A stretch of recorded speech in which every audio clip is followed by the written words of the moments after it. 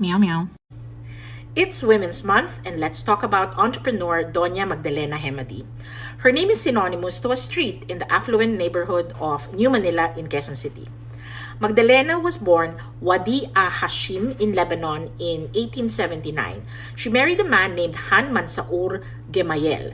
They were migrating from Lebanon to Australia, but their ship had engine trouble in the Philippines. The couple liked it here and decided to stay. They changed their names to Juan and Magdalena Ismael. They were known as Juan and Emmy. Juan's brother Faride was already in the country and owned the Manila Grand Opera House, so the family rubbed elbows with the rich and powerful. Juan established Ismael Steel, which manufactured steel and home appliances. Later, they became an importer of cars. The couple had two children, Felipe and Halim, who were showered with the finest things in life. They married into other rich families. When Juan Ismael died, Magdalena remarried another Lebanese businessman, Kemal Hemady, who went by the name Dodo. The couple bought a large tract of land from the government. Dodo helped Emmy develop it in the 1930s into the Magdalena Estates or Hacienda Hemady. The area was later called New Manila. The main street named Pacifica Avenue was later renamed Dona Hemady Street. In its heyday, Manila was the address of President Quezon, Lorenzo Tañada, Vicente Madrigal, Eduardo Cojuangco, the father of Danding, Pilita Corrales, Gloria Romero, Charito Solis, Amalia Fuentes, Doña Sisang of LVN. Ang dami ko nang sinabi. Sana kilala nyo sila. Point is, the rich and famous lived there.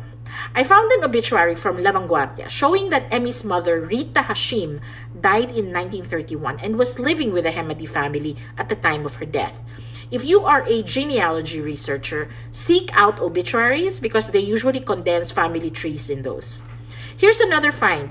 In 1939, this newspaper article named Dona Hemady as one of the many rich people who owned 500 hectares of land or more. Nakalagay pa yung address niya. 342 Echage, Manila. Hindi pa uso data privacy nun. In 1943, during the Japanese occupation, the Hemady couple established the Hemady Fund, which was meant to help war victims, children, widows, orphans, those with disabilities, specifically in the areas of health, education, and public welfare. Malaki na yung 5,000 pesos nun. In 1952, Emmy lost her husband Kemal to a severe bacterial infection. After his death, she moved from New Manila to another posh neighborhood, Forbes Park. Dona Magdalena Ismael Hemady died on July 2, 1955 at the age of 78. Share ko lang, her attending physician, Jose Flores, is the founder of Makati Medical Center and the grandfather of Chef Margarita Flores. Nakakatuwa, Dona Hemady's plans to go to Australia was sidetracked by engine trouble and she ended up building a good life in the Philippines. Minsan nakala natin malas, pero baka may ibang tadhanang naghihintay. O, diba?